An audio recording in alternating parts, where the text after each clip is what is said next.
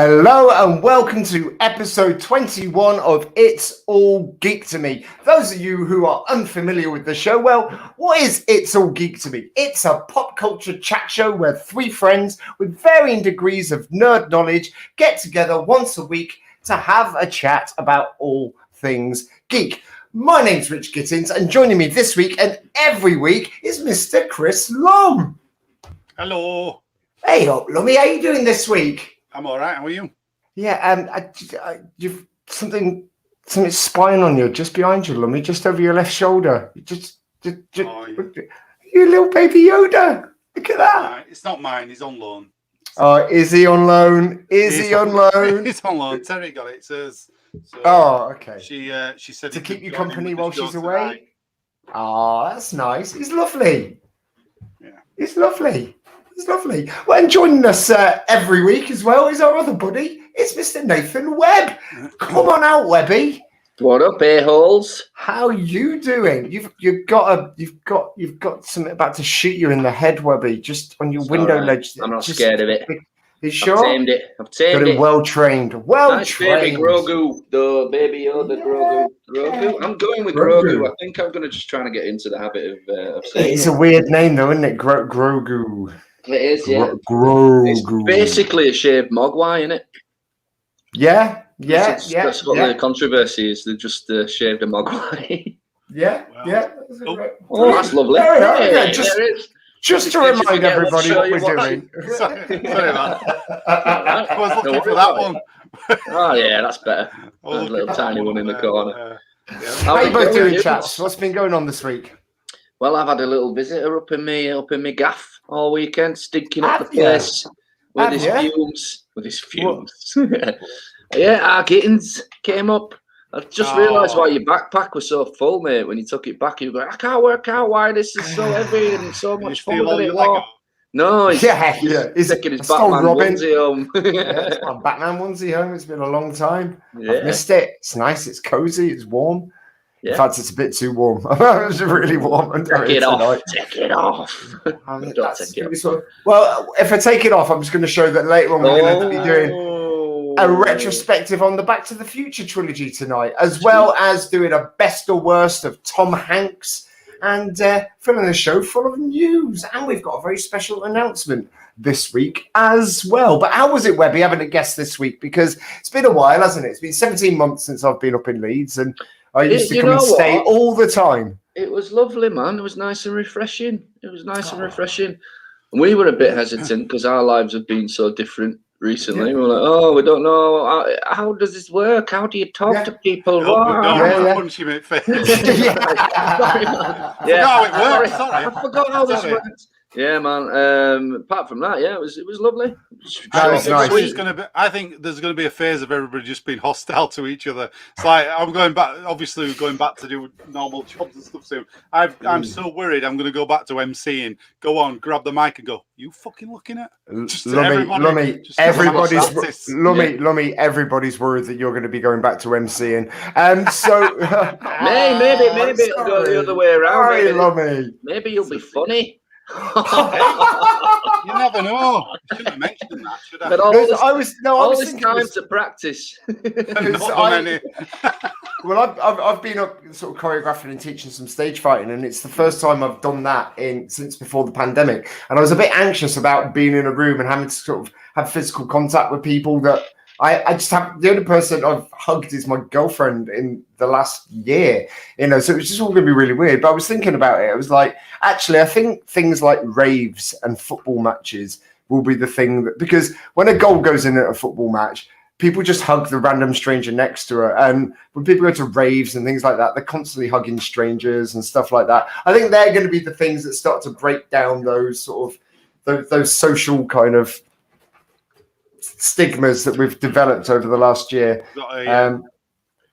Yes, we are, Big T. Great Scott indeed, buddy. Welcome to the show. It's nice to have you back. Pretty heavy, Big T. It's pretty heavy. I know, a trilogy all in 1 hour. It's going to be a mighty task. And welcome to everybody else who's watching the show tonight, along with Big T. As you can see, feel free to comment. Join us, be a part of our community. Do we have any news this week, gentlemen? Got a little bit of news. What's been going on, Webby? What's been going on, Webby? All sorts of stuff. You want to know? Oh, you actually want to know the news? Don't want to take my word for it. Take my word for it. All sorts of shit's been going on. So, nice. Well, let's start off Tom Hanks. Let's start off with a bit of Game of Thrones news. For those of you that haven't given up on it after the ending of season 8, which still sticks in my throat to say I'm still a bit annoyed. They've released some pictures from the filming of the new one, The House of the Dragon, which is set. I've got this picture. This is the right one. Yeah, that's the right one. There you go. That'd be a pair of Targaryens if I ever saw them. Yeah, Matt Smith. Matt Smith, isn't it? Yeah. It's Doctor Who, yeah. Yeah. Yeah, kid didn't quite make it into Star Wars, but they put him in Game of Thrones. There we are. Where's that filing? Looks like filing. Yeah. I'm not sure, mate. I'm not sure where it was filmed. Don't know much about it. I know that it's set in the era of the Mad King, I believe, and I think he's been played by Paddy Considine, one of our favourite British actors. Mm-hmm. And that's as much as I know. I think it'll just be about the descent into madness of that king and everybody that he took out. Rumors, like, just look at this picture and say, like, oh, that means something, then it might get spread around the internet. It might, yeah. Go for it, Lummy. Yeah. What room are you going to spread? I don't watch Game of Thrones. What pops in your head? Well, that's even better than... Just like be a bit fun, but no, forget it. No. Dude, you haven't seen it. I think that you would have a better perspective on it than us. Yeah, that's you know what I mean? Point. Well, what's going on they're there? obviously hairdressers, right? And they've done each other there, but she wasn't happy that he's done hers like that, and she's given him a nice do, and he returned the favour. Yeah, I think she's got a nice hairdo. I think a lot of Look effort went into that. She's like, look at the effort that must have gone into that plaiting. Maybe she just got sand in her eyes. Maybe so. It's sandy and windy. Yeah, you get sandy in your eyes. You're right. So what else is going on? What else is going on? What else we got? We got Stranger Things 4, season 4. Ooh, there's a trailer. Got released this week. Have you guys seen it yet? You said there's a trailer. It's not really a trailer, is it? It's more teaser, like, it's not really much. You go. What is it? Is it just like Stranger Things season 4? That's it. There's a room full of kids, isn't they? All the the 11 under the ground 10, where 9, they were training 8, 7, 6, 11. 5, 4. Yeah, nice. And what's it called? Dr. Brenner. Yeah. He sort of walks up the corridor, enters the room, talks to some kids, and then you see 11's door. That's about it. I had no idea that she was British. Yeah, she is. The girl who played Millie Bobby 11. Brown. Yeah. And also, Evening Martin. If we can find at some point or a side by side of her and Carrie Fisher, a friend of mine, they look so similar. Yeah, they look really similar. Tapped for a young Leia in something. Maybe. Look very, very similar side by side. Star Wars: The Chronicles of Leia. Yeah, I mean, maybe. That brings us on to our next bit of news, actually, doesn't it? This Andor film that everybody's waiting for. Oh, is that a film? I thought it was a TV show. I thought it was a series. I keep saying it's a film, it's a TV show. You're right. Okay, yeah. I always say. Don't get bogged down on the details, mate. It's only it's been filming over at near Blackpool, hasn't it? It's been filming over. Why is everything filming in Blackpool? I don't know. It's the place. No. We don't know that Game of Thrones was filming in Blackpool. That was just a guess. All right. Yeah, you heard it. It's a scoop. It's an exclusive. Definitely is, yeah. But they filmed this over the weekend. Actually, this week it was filmed, this series. And a friend of mine who's on channel Mooch TV, he's done some videos on it. Go check him out. Plug in another channel, but that's fine. He's done some location videos, and basically it was the worst weather ever. And they were trying to film in these palm trees they brought in, and all these palm trees are just like whooshing about, and all extras are getting like battered with wind of it. They're thinking, why did we bother? But there's been a few photos up, and this were on, I don't know where it was, this photo. Look at his face. He's not happy. He's not happy about filming. Where are we? Blackpool. Wow. Also looks like his beard has just been smudged on with a cloth. Do you know what? I reckon he stood there going, can we just get this scene wrapped, guys? I've just got my tickets for the big one. I want to get a couple of rides in before I go home. I bet that's an extra as well, in it. Look, they're going, hey, can I get your autograph after we finish? He's like, oh, get me out of here. Son of a bitch. Yeah, are you excited about that? Sure, you're ready for that one? Not really. I'm as excited for that as I am or was the Bad Batch. I'm just like, Yeah, I'm looking forward to the book of. Was it the Book of Boba? Yeah, Book of Boba Fett. Yeah. I'm really looking forward to that. I'm looking forward to seeing what the next Mandalorian does as well. We should really mention that Bad Batch was released, but you two haven't watched it, have you? I watched first. I haven't seen it yet. I was going to say, what was it like, Lummy? Because you've seen it. Well, I wasn't too bothered, to be honest, but then I watched the first episode just to have a look, and it's actually, I thought it was going to be set in the Clone Wars, and it's after the Clone Wars finishes after Order 66, so I thought, oh, that's interesting, because it's a kind of a place I'm being looked at, really, in the timeline. So that's quite interesting. So I'll probably give it a go. And it's a good idea. The clones that haven't been, genetically modified to carry out Order 66. So the kind of rogue clones, basically, this group of them. So they're a good batch. They're a good batch. They're a good bad batch. Yeah. Yeah, but they're not a good batch in the eyes of the baddies.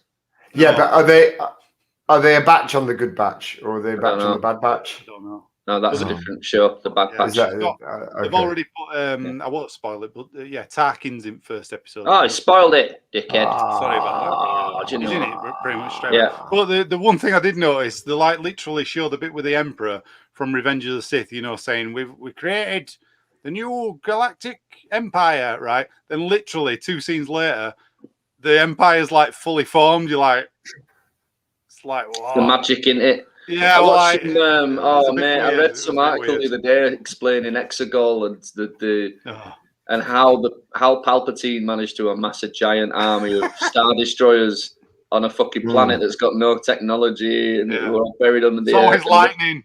Yeah, and they were fully crewed as well, totally fully crewed. And, could you imagine trying to work in those conditions, just thunder and lightning all the time? Yeah, awful. Do you know that's what I reckon these producers from Hollywood did when they came over here? They thought, we'll just do it in England. We can do it really cheap. When they get there, it's fucking black clouds and lightning and rainstorms blowing all the palm trees down and pissing all the Spaniards off. Difference is actors have union representatives. I don't think stormtroopers do. I don't think there's much of a sort of union system. Now that's a show in itself.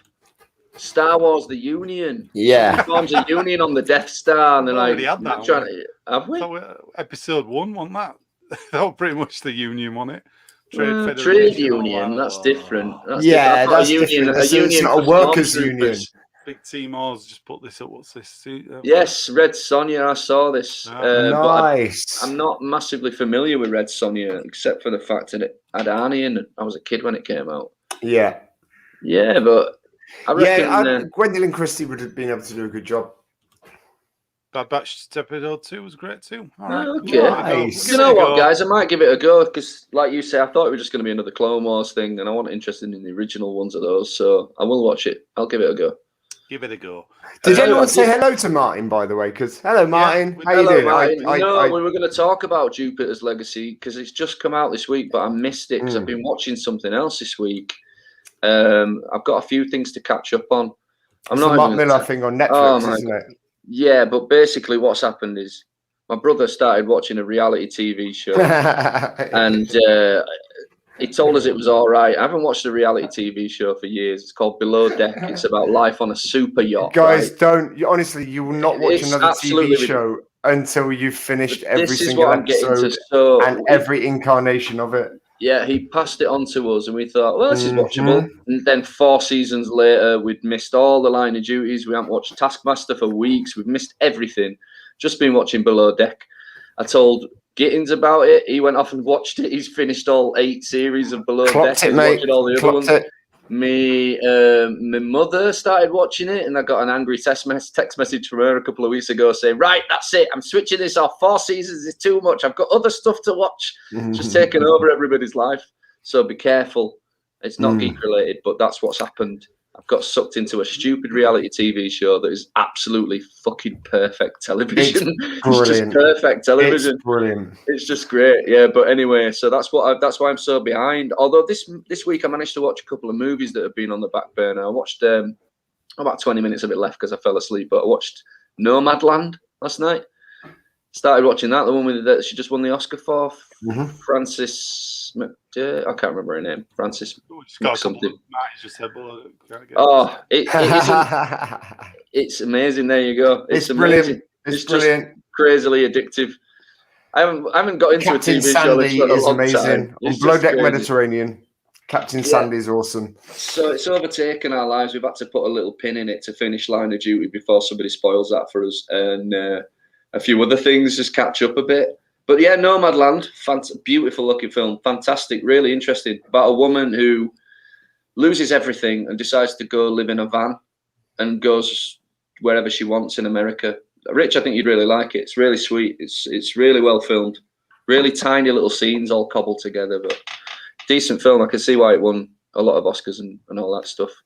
So yeah, I'm getting back to normal. I'm getting to watch a couple of things. You know, excellent. What else have we got on in the news at the moment? In the news, yes, they do. Martin, season 8 is the COVID series of it. Yeah, we haven't got to that one yet, but yes, it's coming. Yeah. We have what else? We have if anybody was a fan of the first one, the trailer for The Quiet Place 2 or Chapter 2, Part 2, whichever it's called, Part 2. Yeah, there you go. Came out this week. Now, guys, I'm not a massive horror fan. Sorry, anymore. Something happened to me when I was a kid. Something happened in my DNA. I just couldn't watch stuff like that. But I've heard this a lot from parents that they suddenly yeah. don't like to see apocalyptic things and things because it's about always the world like, ending. If it's got a kid getting kidnapped or hurt, or an animal getting kidnapped or hurt, or anything like that, it just messes me up. I can relate to that with the whole dog thing and stuff. Yeah. Yeah. Well, Quiet Place. A Quiet Place. Hey, Matt, how you doing, man? Welcome to the show. Hey, man. The rider. What's he prefer it to? Does he mean he prefers it to A Quiet Place? Or yeah, I think so. I don't know. Okay, I don't know what the rider is. I'm going to have a look now. I don't know what you're talking about. We're talking about Below Deck, so probably not related to that. And Nomadland. Anyway, Quiet Place Chapter 2, Part 2. Now, what I was trying to say was, A Quiet Place was one of the only horror films that made it through my radar. Nomadland. Yeah, I haven't finished it yet as well, so yeah. So far, so good. Anyway, it's based on a true story as well. Yeah. A Quiet Place was one of the horror movies I did watch. I've watched a couple, but not as many as I usually would. So I watched Get Out and then Us, the 2 Jordan Peele ones. But A Quiet Place, I found it really, really scary. I thought it was really scary. Anyway, my point is the trailer for this is scary. I think it's going to be much, much worse, much darker, much more horrifying. It's got little flashbacks. So John Krasinski is still in it because he's in the trailer, but it's a flashback to when the event actually happened and everybody's panicking and running around like nutters. But yeah, looks pretty deep, pretty dark if you like your horror films. Check the trailer out. Available on all good YouTubes. Is The Quiet Place the one where they weren't allowed to make any noise whatsoever? Yeah. Okay. Yeah, man, I loved it. Yeah, it was a great film. Said the rider. Okay. Yeah, it's 2017, based on a real story. Quickly things escalate. Can anybody remember what she's been? She's just been picked to direct something huge on the strength of this Nomadland. It keeps happening with people. They make an independent film and it takes a load of prizes home, so they give them like. Yeah, she's doing Marvel. Yeah, I can't remember what she's doing. Doing some of the action stuff. She worked with, I think she worked with Xavi on the Eternals. Yeah. That's it. That's the one. Yeah, it's just odd that. She worked with Xavi. It's that jump from making a really quiet, independent film like Nomadland to jump into a Marvel universe. It's quite unusual. It's like I watched a thing though this week, and there was an old interview with Quentin Tarantino, and he says the best advice he ever got. We're off of Terry Gilliam about filmmaking. He says all you have to do is tell people what's in your head, and they'll go do it for you.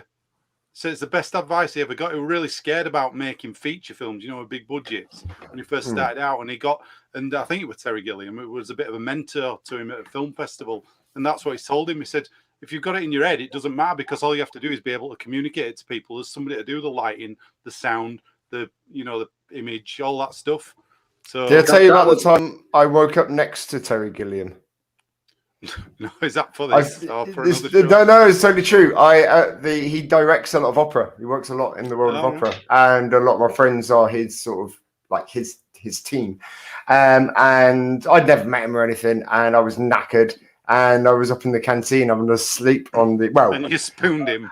No. I ended up kind of. I was having a nap on the sofa. I sort of dozed off, and when I woke up, I was leaning on Terry Gilliam's shoulder, and I was like, "Oh, hi!" And I just got all freaking panicked and sort of just got my stuff together and left. You should have looked Terry Gilliam in the eye and said, "I don't know what's more disturbing about this: the fact that I've just woken up on your shoulder, or the fact that I've got a massive erection." Yeah, he'd have loved that. He'd have loved that. Wouldn't have got me instantly fired. Subversive humour. I'd have loved it. Yeah, maybe. I've been trying to read Terry Gilliam's biography for about a year.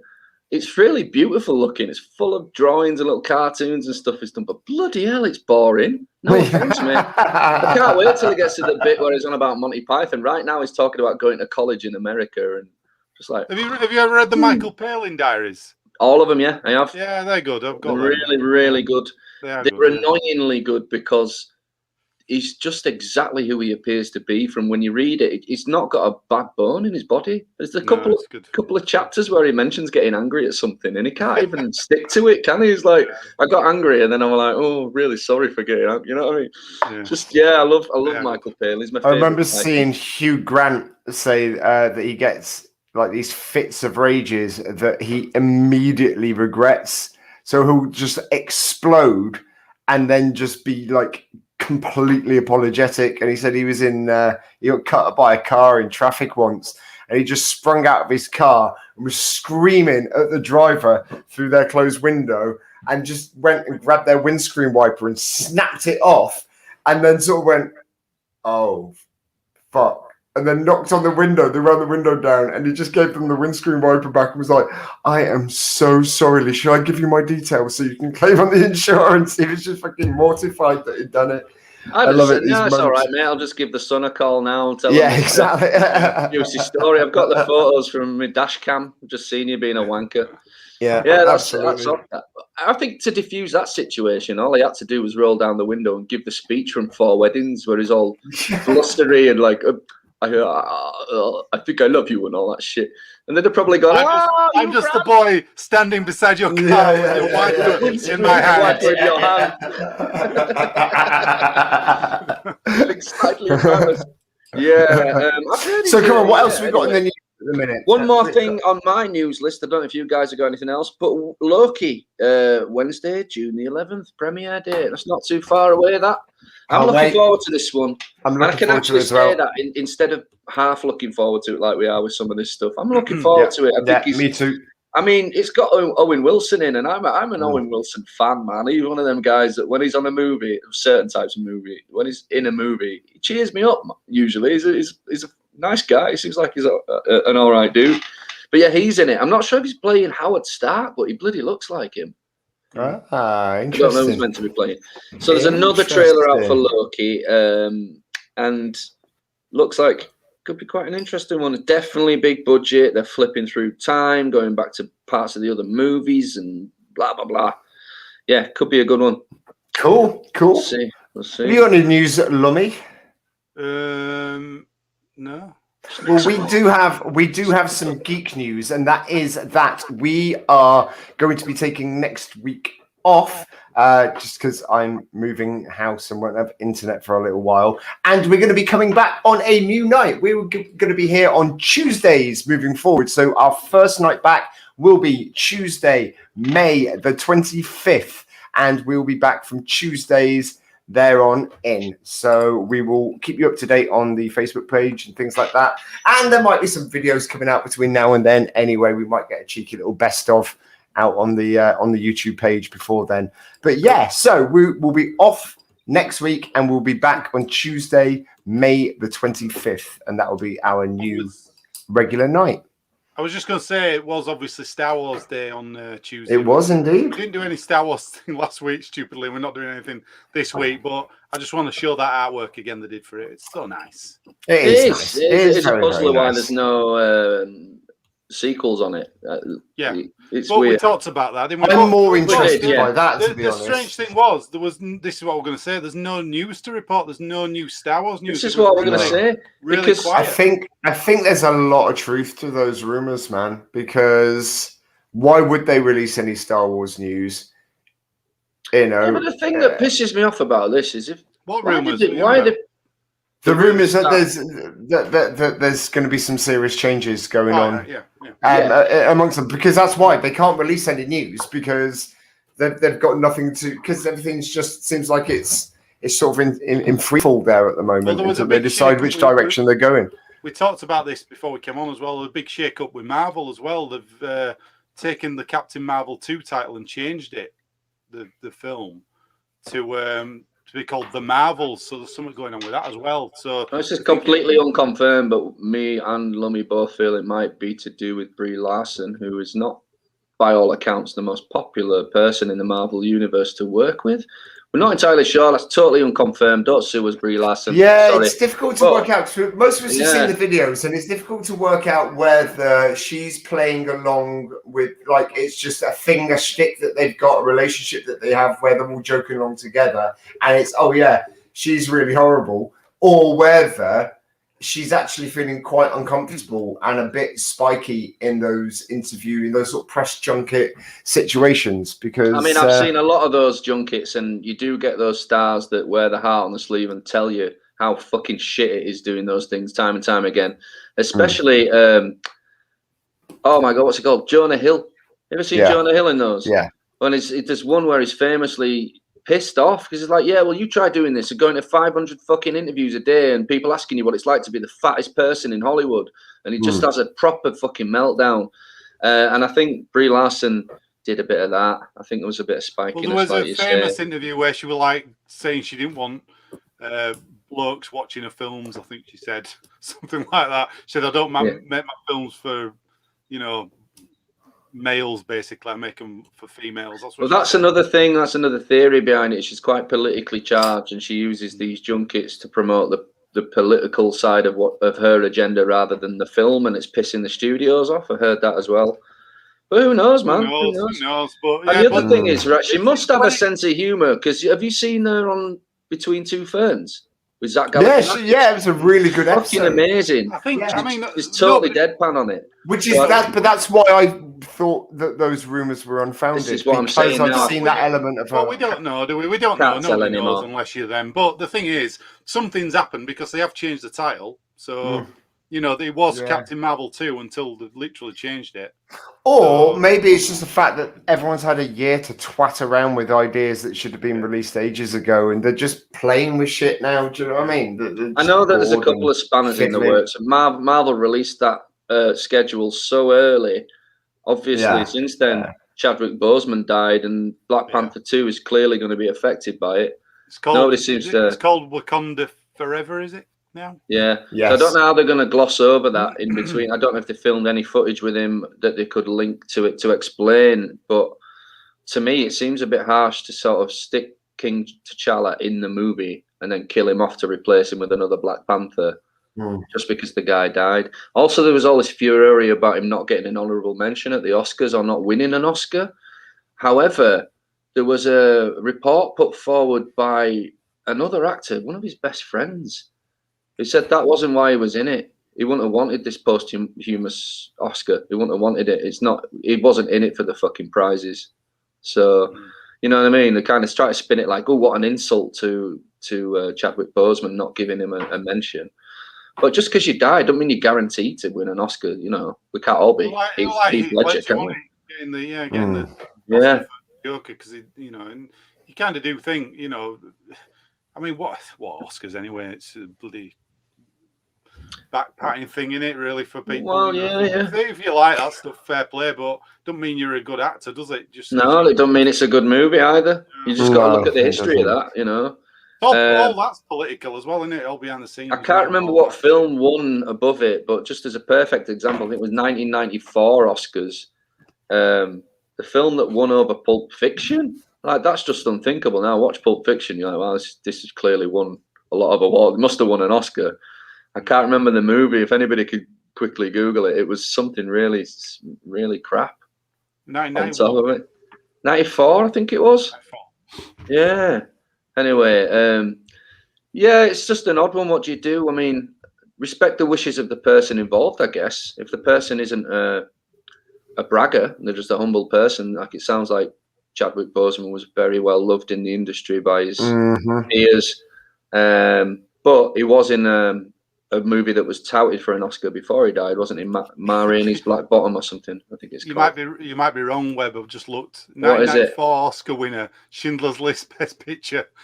Is it better than Pulp Fiction? I don't know about that. I don't know about Pulp Fiction didn't even get anything. Oh, do you know what? It might not be that. It might be the actor, the best actor. It should have gone to Samuel L. Jackson. Should have gone to Samuel L. Jackson, though. I don't think that's the right year because Pulp Fiction. Maybe it's not. I'm not saying this is all. I didn't write any of this down before. Don't test me on it. Wait a minute. I'll find out what year.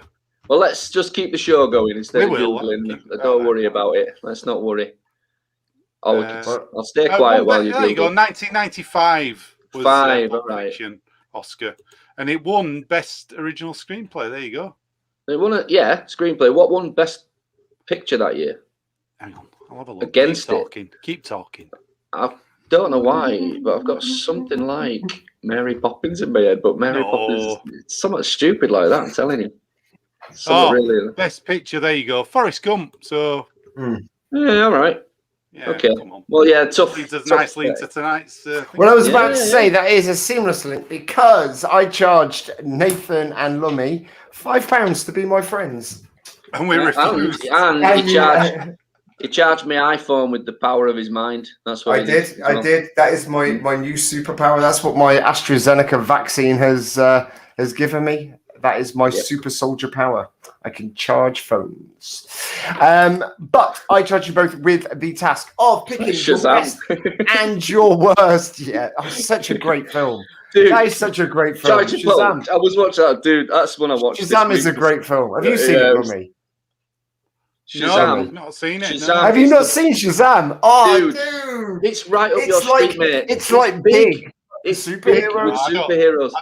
I don't watch DC anymore, dude. It's not a DC. It's better than any of the other DC films. It's the best DC film I've ever seen. All right. And it's not even a character I'm familiar with. It's funny. It's sweet. Actually, Batman '89 is awesome. All right, I'll give it a go. You bloody geeks. It's brilliant. It's brilliant. Anyway, yeah, it's on Amazon Prime for free this week, mate. If you, I'll definitely watch it now then.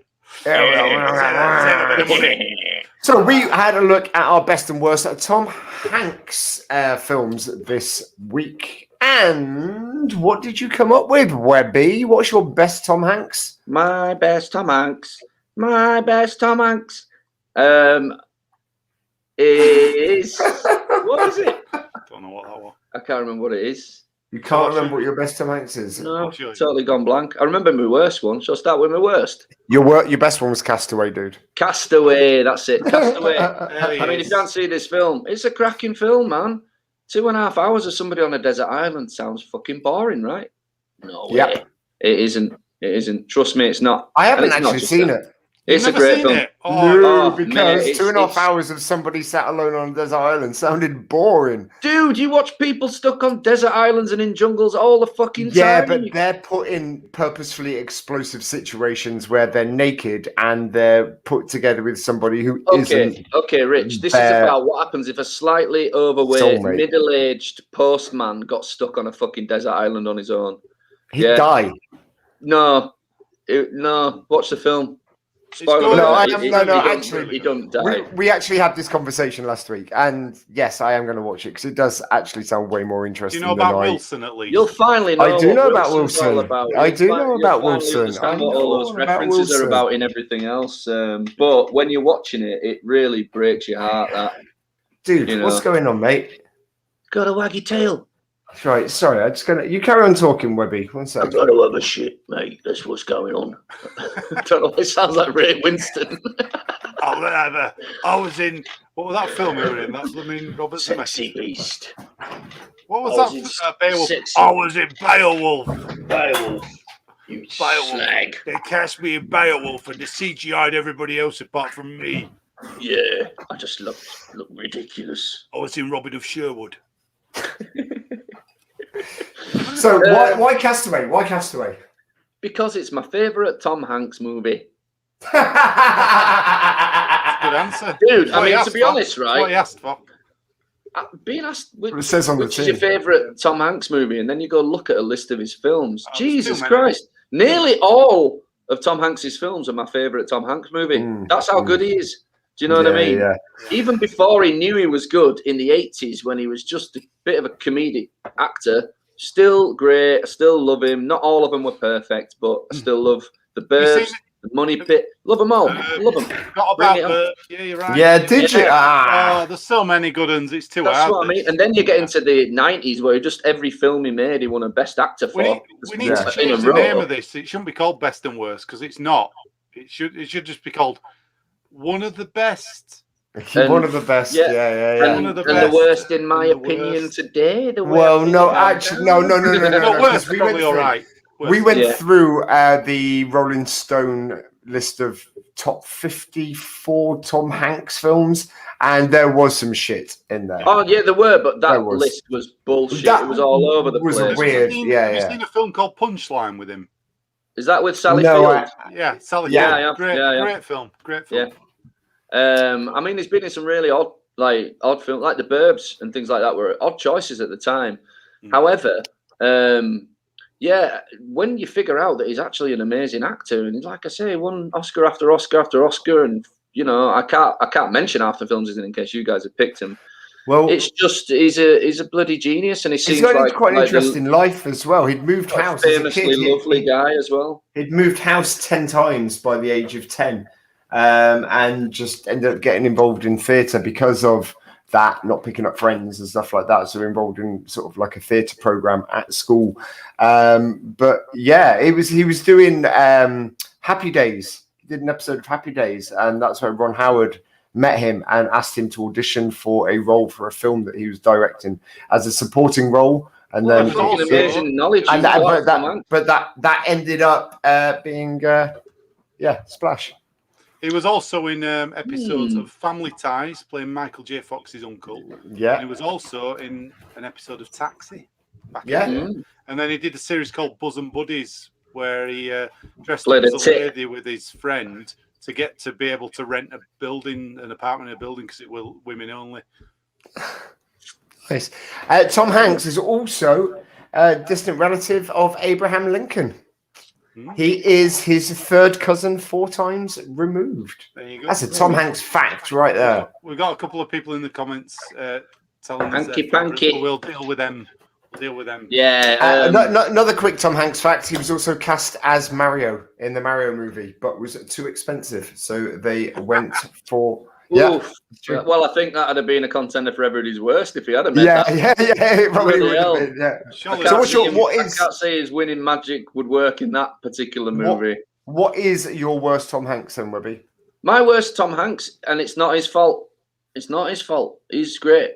It's not him. It's the film. Cloud Atlas. Yeah. Now, Cloud Atlas. If you've ever made it through this film, you're braver than me. And if you've ever read the book, you're fucking smarter than me, because the book is the most confusing thing. The book is about 9 different characters set all over the place. Some are in the future. There's people in the past. There's a guy on a boat and an old galleon. It's really confusing, man. It's really. I find it a really hard read. Hugh Grant there in the middle as well. Yeah. Is that Hugh Grant? Looks like him. He's got a windscreen wiper in his hand, just waving it frantically around. But Cloud Atlas. Have you seen it, Lummy? Yeah, I gave up. I watched it, but I was like, this is just. It doesn't have a point, does it? It just doesn't really have. I mean, Tom Hanks, even on the picture there, is going, "What's this?" It's so beautiful looking, and it's such a luscious looking film, but it's totally disjointed. Doesn't have Is that Jim Broadbent? I've only seen it. Yeah, Jim Broadbent as well. Yeah. That's not Daniel Day-Lewis, is it? No, that's Halle Berry. Who's that with top hat on? That's. It's got her out of Tiger King in it as well. There, interesting. Carol Baskin. Oh yeah, I don't even have much to say about it. It's a weird little sci-fi film. Bits of it are quite naturalistic. It's there you go. Perfect. Thank you. That's all I needed to say. Generous 1 poo. I'd give it 5 poos. That should we should have our own sort of It's All Geek to Me rating system, and it should be the poo emoji. Yeah. That'd be good. If we're rating good things, we should give it 4 Hanks, like 4 Hanks out of 5. But what is a Hank?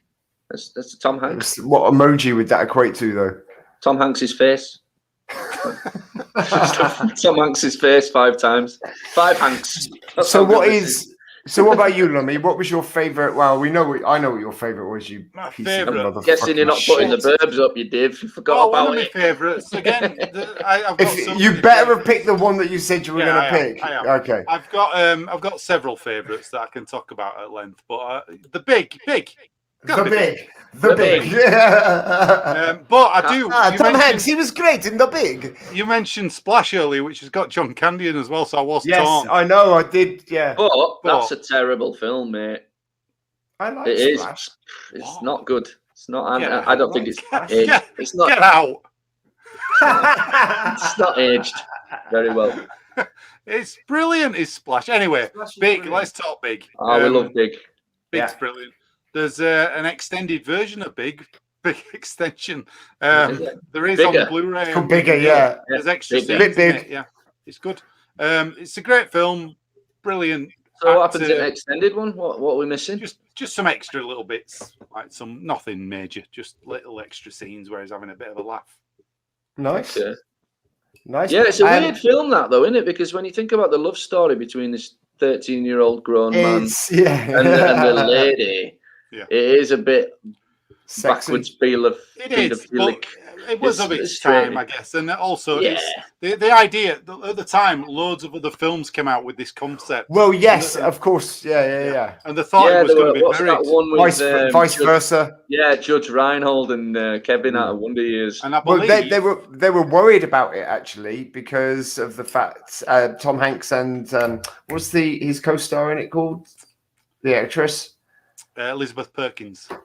They were both really worried that actually this was going to sort of go straight to DVD or VHS because of all the other films. It must have been about 5 or 6 like.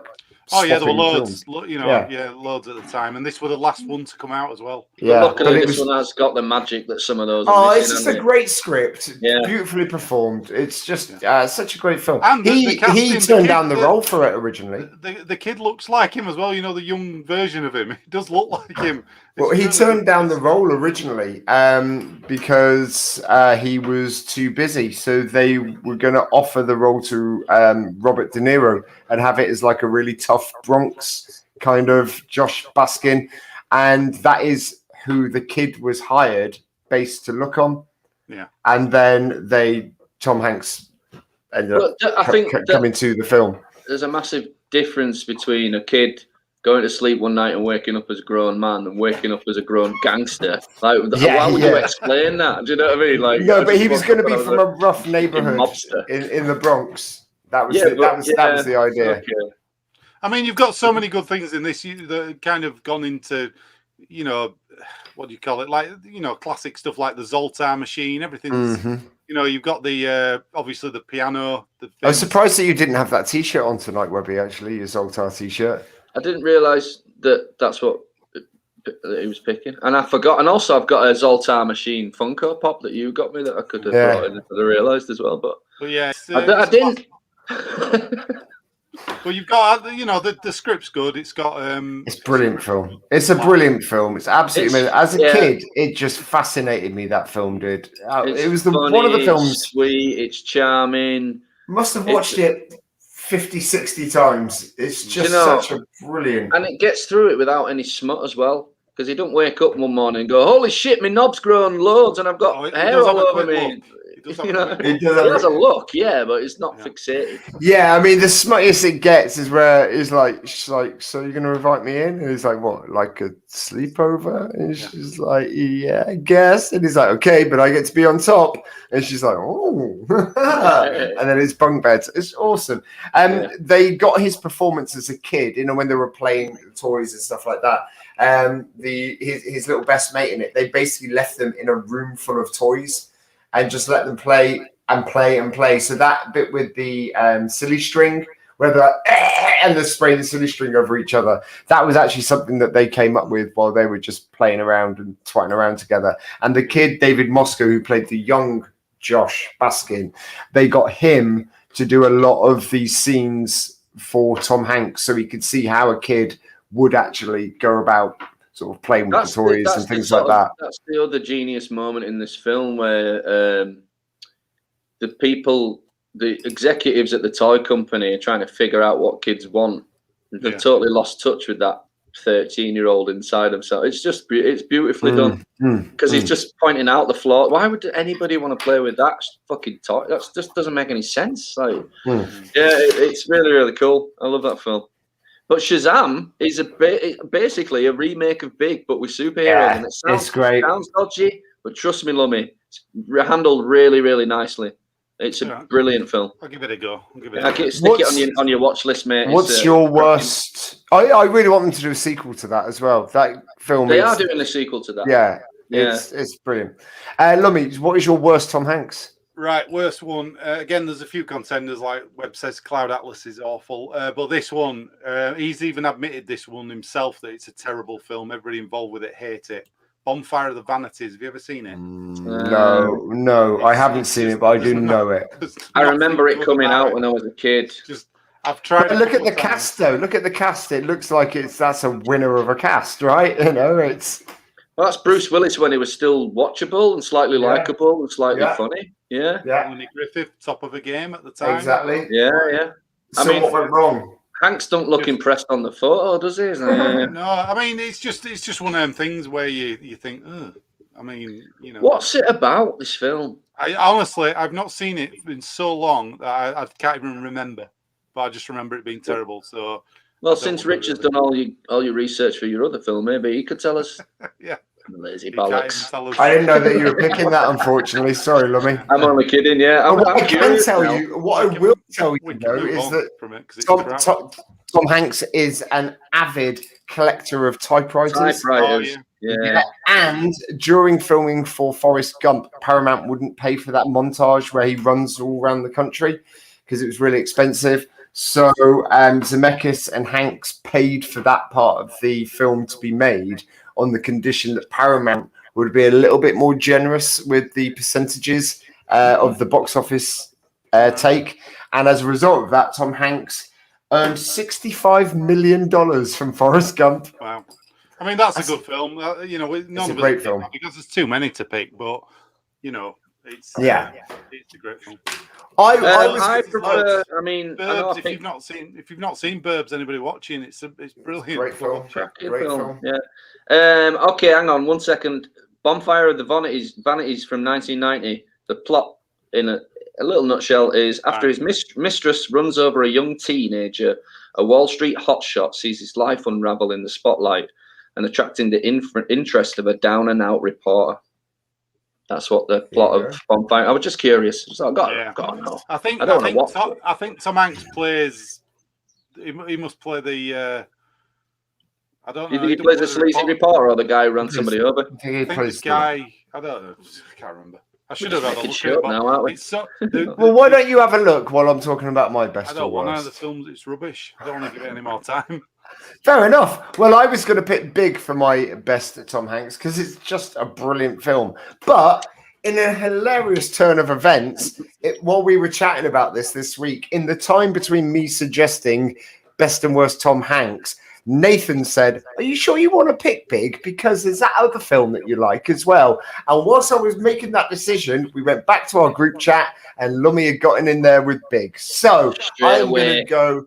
So I think, Lummy, that my favorite thing that Tom Hanks has ever produced is. Okay, we're going to go with that instead, are we? All right, yes, that thing you do, brilliant. That's what you picked, isn't it? Yeah, but did you forget that whole thing that we did at the top of the show? The video, Lummy. I forgot that. Oh, jeez. We've been talking since then. Do you want the video? I thought you were going to. I didn't know you were going to do it then. This would have been much funnier. It is literally. You got to put it on anyway. It's literally how we discussed this. I went, "Hey, Lummy, I'm going to say we do this," and you went, "Yeah, that's great." So the best thing that Tom Hanks has produced is. Big up the whole island, massive. It's your boy Chatana coming straight from the Golden Globes. You want saying? Me finish father Tom Hanks presenting in a white soon forward come. Big up, tune in. Yo, big up the youth them way out of Kingston. Me wake up this morning and me see the thing turn up. Internet gone mad. Respect, you don't know. Me soon forward a yard. Booyaka, booyaka.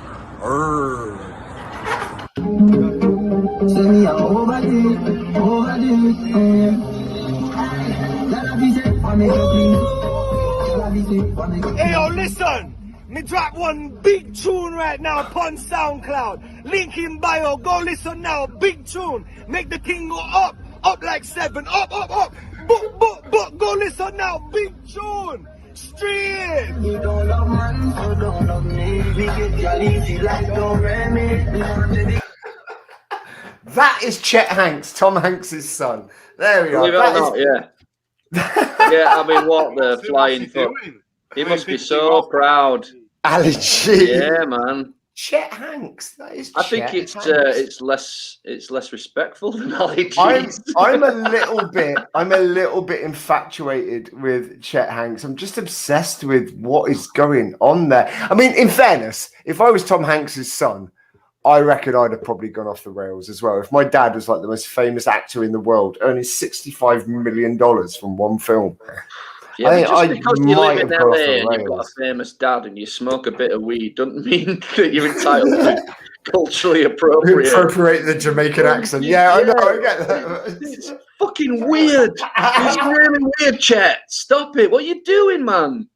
I mean, I don't. Yeah. Look his face. Look his, yeah, that thing came out of Tom Hanks's balls, man.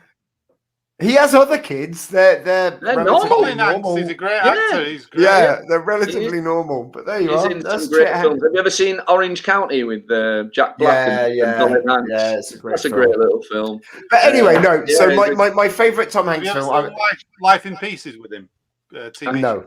Oh, that's a new one, isn't it? It's newish. It's not that new. It's been 3 series or 4. Oh, no, I haven't seen it. No. What's it on? It's really good. I think it's on Amazon Prime. Really good. Life in Pieces. All right. That sounds like me and Joe might be able to get our teeth into that if we can ever get below deck. You can watch it as well in it's like in little bite-sized pieces. Yeah, but the actual episode is split up into about 4, and you see 2 little stories, and it's really good. Check it out. I don't even have the balls to try and attempt a Chet Hanks impression because I feel like it'd be really, really messed up. Well, because it could be taken out of context then as well, can't it? But also you're not rich and famous enough to just get away with it and not give a shit. Capture the wankiness of it as well. It's weird, isn't it? Anyway, so let's talk about something good that was produced by. You put it back. I mean, he's been to Jamaica too many times, hasn't he? Because he's big up the island massive. I mean, it needs somebody to punch him in the face straight after that clip, and then it'd be watchable, wouldn't it? You know what I mean? Oh, somebody God. just went, and I don't know. I mean, you've got to be a good-humoured man to put up with him as your son, haven't you? So it just proves that Tom Hanks. That he's a lovely man. Yeah, absolutely. What I love about Tom Hanks as well, you always see those stories of him popping up. Like, there you go. Yeah, there we go. Exactly. We just played it, Martin. Yeah. And maybe that was Martin's comment about what we just saw. Yeah, that's what I think as well. Yeah. But yeah, Tom Hanks is one of those people that you see those lovely stories of. Have you seen there's one where the kid fell asleep in the bar having a night out with his mates, and Tom Hanks grabbed hold of his phone and taking selfies with him next to him. And Tom Hanks robbed him. He robbed him blind. No, he stopped his son from robbing him. He had to intervene. Yeah. But yeah, I've seen him on like walking past people's weddings and just being like, "Do you want me to come to your wedding?" Like, yeah, sure, come on. Tom Hanks is clearly just, a man, and he survived COVID, didn't he? He was one of the first big celebrities. Him and his wife, Rita Wilson, who's Rita Wilson. She's a good singer, you know. She's got a singing career, very good. Yeah, she has.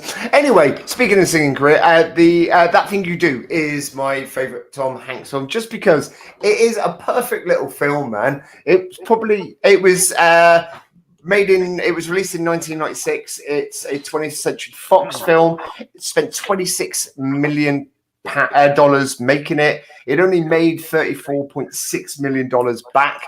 It's just Tom Hanks directed it. He wrote, he directed it, produced it. It's about a band called the Wonders who are playing this village, sort of this small town sort of festival, and they're short on a drummer, and this guy steps in to take the place, to step in on the drummer as a drummer. They've got this song called That Thing You Do, and it's quite a slow song, but the drummer just comes in too fast. And they played the song like twice the speed, and it gets picked up by local radio.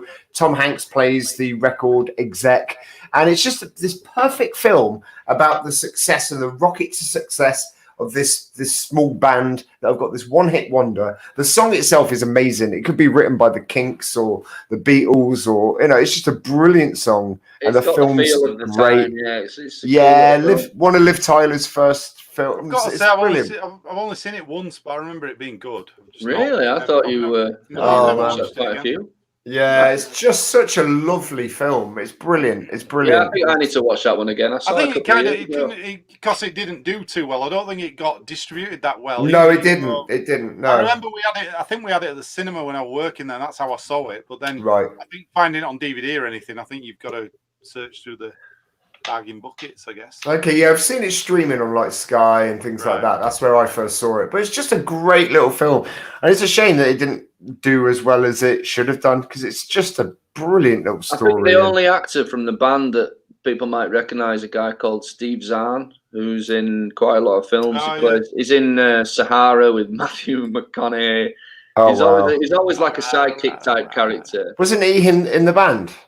Yeah, he's in the band, but I don't know. I don't recognise anybody else from it that's made it through. I think he's Liv Tyler. Liv Tyler, of course. She's not in the band, is she? No, she's the Band-Aid. Tom Hanks isn't in the band either, is he? No. The manager, isn't he?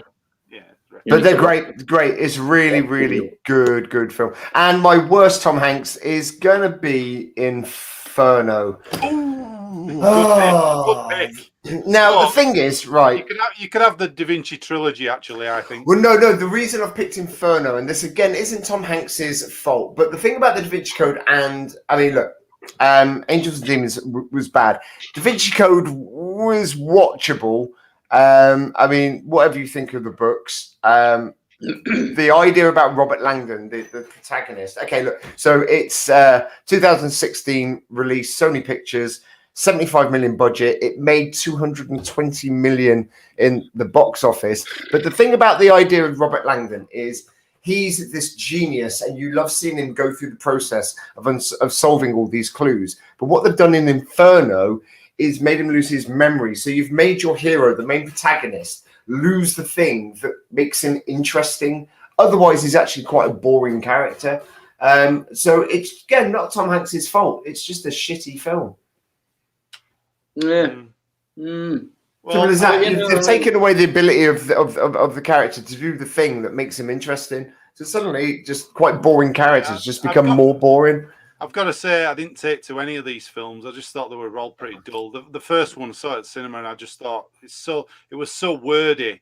There was nothing to, every scene was just blah, blah, blah, blah, blah. And you think, it just smacked of, let's rush this film out while the book's still being talked current. about. They rushed it. The Da Vinci Code should have been called Exposition the Movie. It should have, that'd have been better.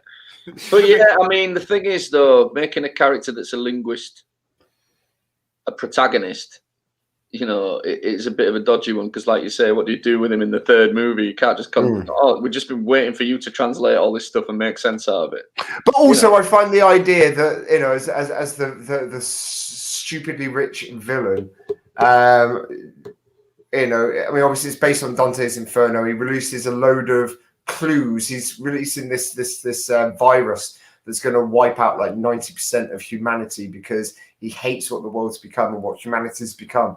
And so he then leaves a series of clues for somebody like Robert Langdon to be able to solve. It's just kind of like, why?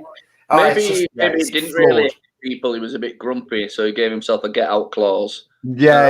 It was the safety release. Yeah. Why do you want to kill 90% of them? It was the second parachute kind of. Yeah. What do you say, Lumb? Worse than Thanos, because Thanos were only 50%, wasn't it? Exactly. Yeah. Exactly. 80-90%. That's a lot, isn't it? So yeah, that's my worst. That's my worst Tom Hanks. Do we have any other comments about Tom Hanks? I think just recommend some Tom Hanks to people. Let's go for it. Burbs. That thing you do. Punchline. Joe versus the volcano, yes or no? Yes. I like Joe versus the volcano. I can't remember it. I can't remember it that well. I need to give it a watch. Here we go. Joe versus the volcano's in here. Worst Joe versus the volcano. Wow. Controversial. But I know this is why I asked Richie the night when we were talking about Tom Hanks, because I know that people hate that movie. I didn't realise he liked it. I've only seen it once when I was a kid. I can't remember it. I might give it another watch. Martin's agree with you there. Okay, yeah, no, it was nothing like the book. No, you're right. Sorry, I didn't read them. I stopped watching them after. I read the first book and I watched the first movie, and then I just stopped. I didn't really give a shit.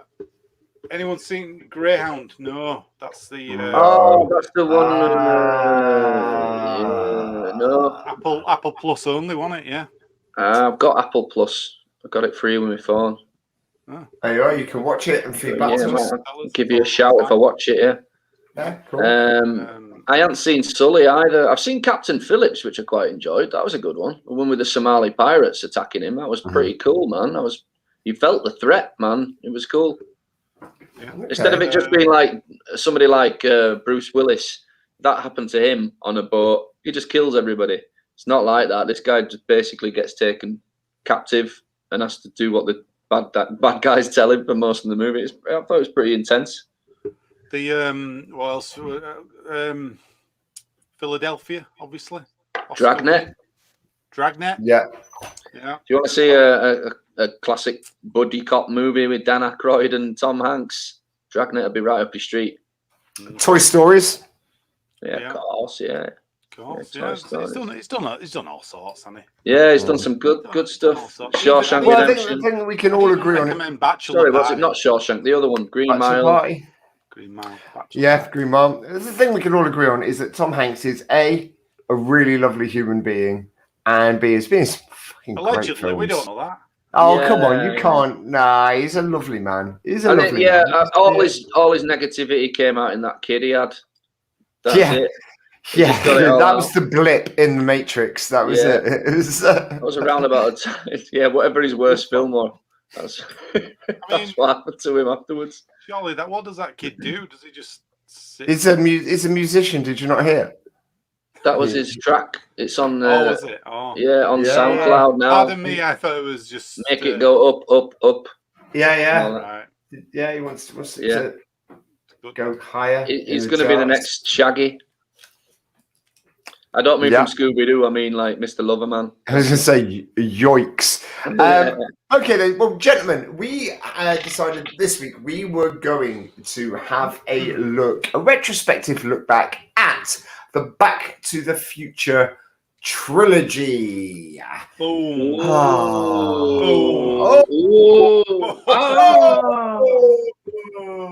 Now, okay, do you know what? We can't leave these up for long because Universal hate us. Yeah, Universal. Hang on, can we just start? I want to just start by saying I've known these films for so long. I know quite a lot about them by default.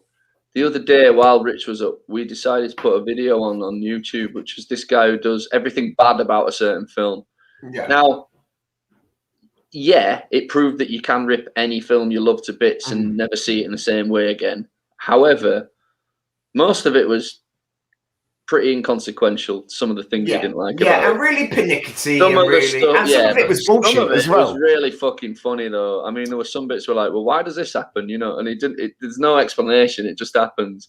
But I was really reluctant to look at it. I didn't want to. I've ignored all that bad stuff. I'm coming at it from an angle of pure love for these films. All three of them. I think they're absolutely brilliant. Okay, I think the best thing that the guy said, and I think we can say this right from the back, is when in Back to the Future 1, when he's coming back early to save Doc from the from the terrorists and the Libyans, is like, I know what you're gonna say. Yeah. 10 minutes will do it. Just 10 minutes, and he sets it for 11 minutes. And then he lands there, and the Libyans go past him, and he runs to the parking lot, and still kind of gets there. Yeah, you can't get started, can you? No, so that doesn't. Just give yourself 45 minutes, dude. Just give yourself 3/4 of an hour. Day before. Yeah. Joey, Yeah. why 10 minutes? You're right. Yeah. Every time I watch that, you go. What the problem I think I had with this You know guy? what I mean? Better, maybe if he'd have set it for like the day before, but then knocked it as he were doing his. Yeah. Even that would have been better.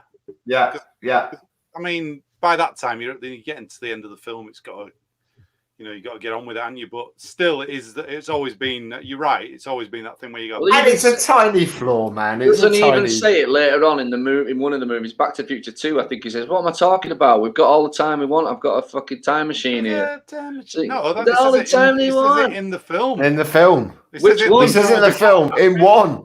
But still sets it back 10 minutes. Yeah. Okay, then that he said if only I could go back and warn you. And he says, "What am I talking about? I got a time machine. I got all the time in the world. 10 minutes ought to do it." You're like, yeah. It's stupid, but he's a kid. He's a stupid kid.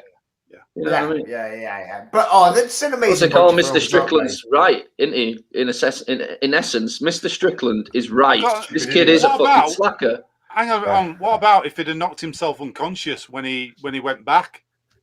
If he'd have put it for an hour before, I'll give myself an hour, boom, and then he hits himself on Ed when he hits the. And then he's only got 10 minutes. Yeah, and then in order to make that bit work. Yeah. That'd have been fine. But anyway, like you say, it's a nitpick, But this is the thing. This is why I got a bit cheesed off with this guy, because he was picking at things that I considered to be part of the point of the story. Exactly. So, for instance, there was one point he's on about in Back to the Future 3 where they go to test the train. They take it right to the end of the line, and as they're pulling the train back, you happen to see Clara riding by just at that exact moment for him. And I'm like, but that's the fucking point. That's the point. That's the movie magic of it. If he had to wait another 3 days and missed it, then they wouldn't have a movie. It's stupid. Yeah, the stuff that you get. Exactly. Got Big Team all love Back to the Future. Last night, Darth Vader came down from Planet Vulcan. Did take Lorraine out. Then he'd melt my brain. I didn't understand why. I never knew why when he goes to see him with the cassette when he's been Darth Vader, and it says Edward Van Halen on the cassette rather than Van Halen.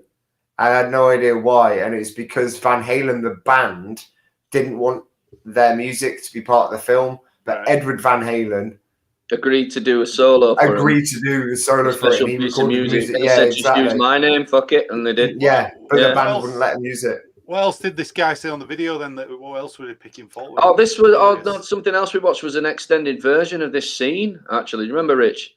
Yeah, where it goes on a bit too long. And it's like, and then George McFly, he knocks him out with chloroform at the end of it. And he falls asleep against the wall, looking really uncomfortable. Yeah. And it just went on a bit too long. I really preferred that edit that honestly, it just ends where it ends. The precise thing in these films and all the classic films that we all love and go on about. It's amazing how editing saves a lot of them. Because if you watch some of these deleted scenes, you think, Jesus Christ, it's a good job to cut that. However, definitely. I mean, the reason the first Star Wars film's so good is because of the editing. Because you watch some extended scenes, you're like, Jesus. Occasionally, you get a scene where you're like, why didn't they leave this in? This is awesome. But usually, it's stuff that you're glad they took out. Yeah. I tell you what, I've never realised. I've said I know a lot about these films, but clearly, these really do absorb me into that movie magic world. So I don't think too much about what's going on. I'm just enjoying what I'm seeing. So I stupidly didn't realise that the first scene in Back to the Future 2, where he opens the garage, sees the truck, the doc comes back, his girlfriend comes around the corner, that was all filmed again because of the new actress replacing the one who left from the first film, Elizabeth Shue popping up as his girlfriend. Yeah. And because they wanted to show Biff seeing the DeLorean take off to explain why he remembers seeing the DeLorean in the future, and it brings it all back to him. So I never realised that they refilmed it entirely, and there's a piece of footage on YouTube of showing it side by side. It's fucking really close. It really is really well done. But yeah, I just never even thought about it. That was always the thing for me, what you just said there, how they had to get a different Jennifer. I always thought that was a bit of a, oh no, Yeah, I also think she looks a lot older than him. Does anybody in the second one, she looks a lot older. In the second one, she looks a lot older than him as well. I think you'll know why she's not in. Why is she not in the second one? Can you remember? She had a family bereavement. Yeah. Yeah, her mum was dying of cancer, I think, and she had to look after her. I think that show that Josh Gad did in lockdown, the one where he gets everybody back together. What's it called? Reunited Apart. They did a Back to the Future one of that, and I think she's on it. Yeah. As a special mention. I think they got her in it as well. Because there's no it's not like Crispin Glover wasn't in it because he was a fucking dick and nobody wanted to work with him. So they just didn't want him in the movie. So to get around that, that's why. Yeah. And he was apparently really, really difficult to work with. And even though he's a great actor, his nerves were really terrible. They had to redo a lot of his lines in the in the diner and stuff like that. They had to do that as in post production. There were bits where he messed it up so badly through his nerves and the stuttering that they just, you say, they redubbed it later. And the massive thing, obviously, with this film is the original version with Eric Stoltz before they fired him. Yeah. Well, it's still his fist when he punched Biff. Yeah. Apparently, the guy who played Biff Tanner said that angle where you see it actually from Marty McFly's POV. You can see he's got they never filmed that with Marty. He's got a black jacket on in that scene as well, and they changed his wardrobe afterwards. And you remember we were talking about the NES Back to the Future game. The person on that is in a black jacket, the video game character. Right. Okay. Right. Apparently he just couldn't get the humour. He wasn't hitting any of the lines properly. And they knew they got the right one with Michael J. Fox when it was the line about you turn a DeLorean into a time machine, or you think that's the perfect thing, a DeLorean, and he delivered it so well. They were like, yeah, Zemeckis was like, this is exactly who we needed.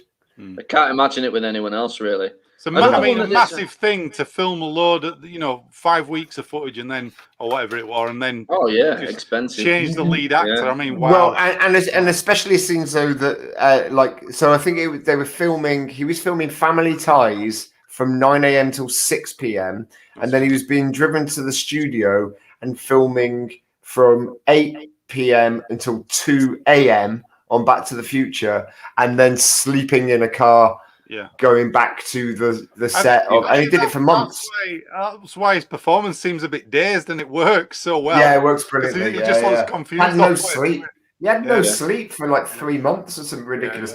But it's the attention to detail in the little things like, Twin Pines, and he knocks a tree over, and then the mall when he comes back, he's got a different name. All those little things. It's just, There's some really clever bits. Also, the fact that the way the film ends is foreshadowed right at the beginning. When you see all Doc Brown's clocks and the camera's panning past, and you get to the Harold Lloyd clock, and Harold Lloyd's hanging off the thing. Shows you how the movie's going to end. It's quite cool. Good film. I tell you another one that this bloody... So going to Back to the Future 3, just jumping ahead of it, this guy who was ripping the films to bits, he had a massive problem with the fact that when Marty McFly wakes up after crashing into his own great-granddad's backyard, knocks himself out, and he wakes up and his Irish great-great-grandmother is there. And she says exactly the same things as... And I'm like, but that is the fucking point of the film. That's what ties it all together. Do you know what I mean? No, but what he was right that when the car goes into the barn, it goes in one direction, but it's turned around in the next shot. That's right. The cars don't matter. What a bad word said about it. This guy, let's see him make a film. Movie sins or cinema sins. Oh yeah, cinema sins. Yeah. No, what is your best one? If you had to pick a best one out of the trilogy, which one would it be? It's got to be first one. It's got to be. I think mine was the second. Well, weirdly enough, mine's the third, and I think I'm alone on that. I don't care, but I think so much happens in that third movie. And I know that it's not perfect, but I like the fact they set it in the Wild West. That's another thing this guy was moaning about, the fact that Biff Tannen his great-granddad wouldn't have been there in 18, whatever it is. And I'm like, but that is, it really, I love that. I love the fact that Biff Tannen's there. It's fucking great. But there were loads of things that they do like that. So in the Western time, there's a horse salesman. Is it Statler horse salesman? And then in the modern ones, in the prequels to it, it's Statler Chevy salesman or something like that. So it's like this line of family has gone just selling transport in this town for It's a small town as well, isn't it? It's a small town, and we've kept the family and lineage in the trade as well. Yeah, a connection in the third one to the manure truck. I'm sure there probably is. Yeah. But I mean, the guy's got a good point about what does he say about Doc Brown going back to the 1880s, and he's like, he's trying to keep really low profile, but he's literally talking to everybody in he's fucking inventing things that don't belong in the timeline, you know, and it's really messed up. Well, one thing I've always thought about he's literally told Martin not to do that. How old is Doc Brown as well? There's one for you. How old? Yeah, I always thought he was in his like 60s, 70s when I was a kid. Must be though, because in 1985 he must be in his 70s. Because in 1955 it looks about what 40 odd. 40 odd, yeah. 40 odd, yeah. And that means when he goes back to the Old West, he's the 70-year-old Doc Brown, doesn't it? Yeah. And then he gets with Clara, and then they have kids. So he could be his own dad. No, he's got. And how old are them kids? So he's a father when he's like 70 odd, 80. And you know, he's only invented that time machine again to get his kids out of the fact that they're all going to be bullied because of the fucking names he gives them all. He gives them some really silly names. So he's like, right, better invent a time machine just so they don't get beaten up at school. Let's keep moving. One thing that I did read, because I never noticed it myself, is that he's wearing a shirt with trains on it in the prequels. Yeah. But in the in the third one, in the Western one, his bandana is the same pattern. So he's obviously made a bandana out of his shirt. Yeah. So little things like that is nice. Really I like that. I mean, you've got to remember, it is a movie. It's not perfect, but for me, it's about as perfect as a movie can be. The whole trilogy, I love it. I tell you what makes this movie, the script, the casting's great, but for me, I love the score to all three of these movies probably more than I love Star Wars, Raiders of the Lost Ark. For me, even that little montage where something spooky's happening, diddly ding, or whatever it is, diddly ling. Just love it. I love the entire score. I love it in the. Is it the third movie where they're watching Howdy Doody Time? Is that the third one or the second? I can't.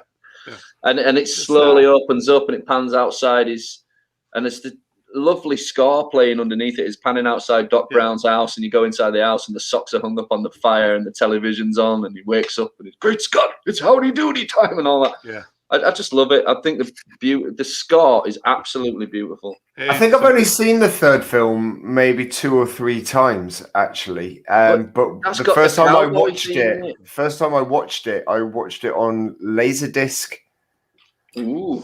Yeah, right, before DVDs, and it had like extra bonus things and stuff like that. Because it's ZZ Top playing the band that played in that, isn't it? Yeah. They have the song in the double back. Yeah. And the other thing about the songs for it is in the first movie, Huey Lewis and the News were drafted to write 2 songs for it, and the song they wrote that they thought was going to be the big one wasn't. They've got a song called Back in Time and a song called Power of Love, and Power of Love somehow inexplicably became the more famous song. It was their first number 1, that was as well. The funny thing is, Back in Time tells you all about the film, and it was one that got sidelined and it's stuck on end credits. Yeah. So weird, isn't it? I didn't realise it was him at the Battle of the Bands thing as well, as one of the judges saying that your music is loud. Yeah. Jeez. I love it. It's awesome, but it's a great, like you say though. I tell you one, he did have one. I class it all as one movie, this, because it is. You know, yeah. Oh, the one that the guy who was ripping it apart, that he had a really good point about this, and I never thought about this. So Michael J. Fox, Marty McFly, goes to his parents' dance and he plays guitar for the band, right? And then the guy's backstage and he's calling up his cousin, isn't he? Chuck, it's Marvin. It's Marvin Berry. You know that new sound you've been looking for? And then he basically holds the phone out to this white kid claiming that Chuck Berry appropriated his music from white people. It's just fucking laughable, but that's I guess when they made it, they just thought it was a joke, but now you'd get pounced on that, wouldn't it? Oh my god! Chuck Berry didn't want Johnny B. Good to have anything to do with the film, and then they offered him $56,000, and he went, "Okay." It's amazing how money can talk. I mean, I'll tell you what I love. You just reminded me in the second film where they go back into the first film. That is such a good idea. Yeah. It's really clever. How many other things could do that? That's why I enjoy the second film more, because of all of that, and also have Crispin Glover in it. the fact they managed to do it without him in it. Yeah, it's clever. Yeah. And then he knocks his own self out, doesn't he? Because he runs out the door and he smashes it into his own face. And you just like, it's just brilliant. The whole thing with the sports almanac as well is awesome. amazing. Ooh la la. Oh, that's the thing. You know, so you know how what's it called? I'm all for They look at his underwear. Is it Ralph Lauren? Cash on the side. Was it Ralph? No, it wasn't Ralph Lauren. What was it? She looks in his underwear or his trousers, and it's got the Calvin Klein. Calvin Klein. That was it. So in France, why do you keep calling me Calvin Klein? It's really I look at your underwear. So in France, that's Pierre Cardin, and in Spain, that's Levi Strauss. I'm about to pay you a massive compliment. What? Lummy, your Leah Thompson impression is way better than your Michael J. Fox. That was fucking brilliant. I've never heard you embody a woman's spirit so well. That was amazing. It's a great no, I'm only kidding. It's a good Michael J. Fox, man. It really is. But I thought Brown is better. I prefer doing Doc. Did you see? And I saw it when I was up at Webby's. Is it Jimmy Kimmel? Was it the Jimmy Kimmel? Oh yeah, where they both came on the show. What did you think of that? I mean, it was nice to see them back together again with the DeLorean. It was sweet, really, really sweet, and it was really nicely timed for the anniversary. And it must have cost a fortune to set up. Well, it was the date of the 2015, wasn't it? October 31st. Well, the best thing of all with these films is nobody can ever make a remake while Robert Zemeckis is alive.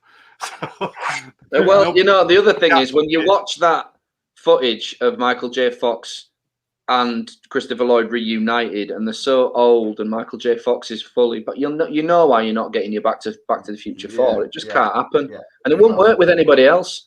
No, I want. There were another thing he said as well when Doc Brown comes back and he goes, "We got to go back to the future." He goes, "Why? What's wrong? Do we become assholes or something?" He goes, "No, it's your kids. Something's got to be done about your kids." The guy on the video is like, "Why didn't you just tell him to use a Johnny? Like, don't get this girl pregnant.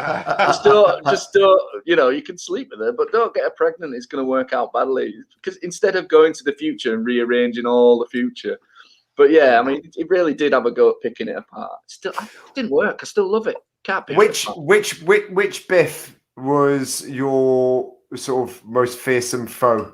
The first Biff. Do you think so? I thought the second Biff. I think the first Biff where he goes the Biff in the alternate 1980. Yeah, that Biff is the Trumpiest. He's going to shoot you, in him.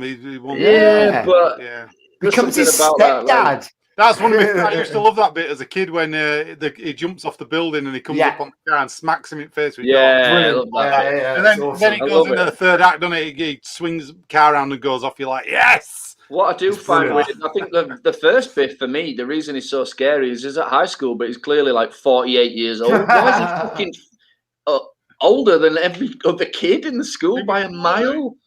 But in the second film, he's like he's married to his mum.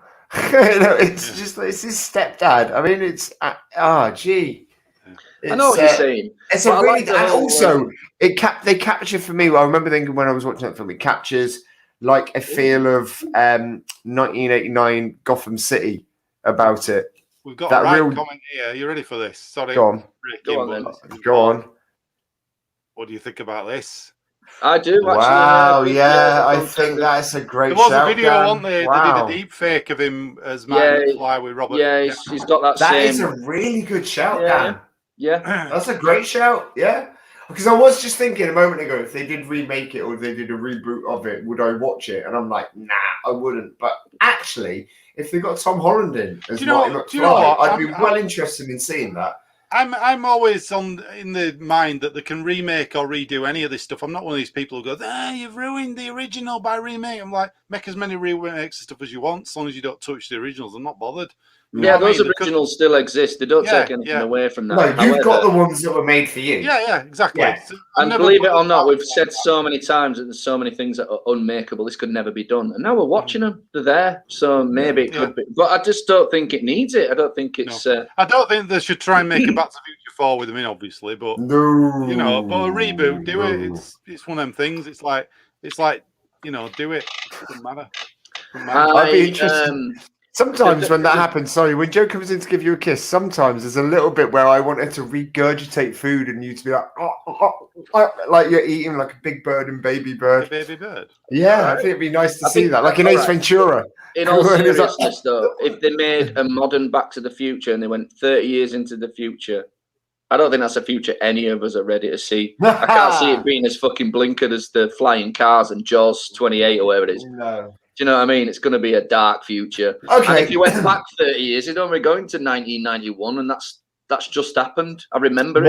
You know what invention? What prediction or invention from Back to the Future 2 do you wish existed today? It's got to be hoverboards without a doubt. In it, everybody wanted a hoverboard. Everyone did want a hoverboard, but now I'm in my 40s. I quite like the idea of a coat that dries itself when I get wet. That's Granddad.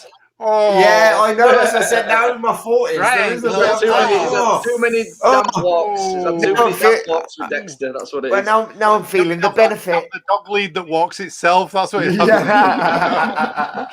Go on, because then I would have no purpose in life. It's the only thing I've got at the minute. I mean, I can't help but look at a hoverboard and think that's how I die. If those things exist, literally one time I go on it, dead. There's so many ways to die. All you have to do is go a little bit too high and hit some power lines and you're fucked. That was one of the cinema sins. So when he goes to give the little girl her little scooter hoverboard back, and she's like, "It's okay, I got this." And it's like, how did you get that? That literally flew into that mall over there. Somebody's mentioned Bulldog. There you go. Or the floating dog. Yeah, but the Bulldog went into the shopping mall when he crashed, and he went flying. How did that little girl get that? You're not a first responder. You weren't allowed into there. I think you'll find it's a pit bull, not a bulldog. Yeah. But his has got little boosters on it, and it's got the things that you can tow other people behind on as well. Yeah, I love how it's just full of people's relatives watching Marty McFly at different points going around that Times Square going, huh? I've seen this before. It's I love something very familiar about all this. Yeah. I love it. Love these films. The third one though, the finale of the third one with the train is amazing, I've got to say. It all starts going wrong and car lifts up and all that, and he has to send the hoverboard to dock. It's the music in that is superb as well all the way. I tell you what, that's another thing. It adds another level with the Western version of the sort of theme. Yeah. For me, it's just a lot cleaner of a film than number 2 is. Cleaner than number 2. No, it's cleaner than Back to the Future 2. Back to the Future, kind of messy. They almost lose it with all the different timelines and going back. But I just think that Back to the Future 3 for me is a better complete film. I get that. But for me, that's the point of Back to the Future 2, that it is messy and it is complicated, because what they're doing is messy and it's complicated and they've got to get it right. So you do get a feel for all of that.